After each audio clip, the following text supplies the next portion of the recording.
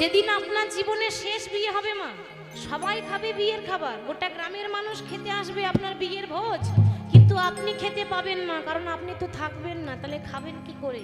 আর আপনার বিয়ের বরযাত্রী হবে আপনার ছেলে মেয়েরা। বলো হরি হরি বল, বলো হরি হরি বল, বলো হরি হরি বল। ওটা হলো শেষ বিয়ে, যে বিয়ে হলে পরে কেউ আর আসে না ফিরে।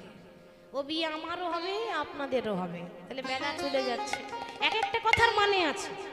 ভগবান বলছে বেলা চলে গেল, আর থাকলে হবে না, এবার আমাকে আপন ঘরে ফিরে যেতে হবে।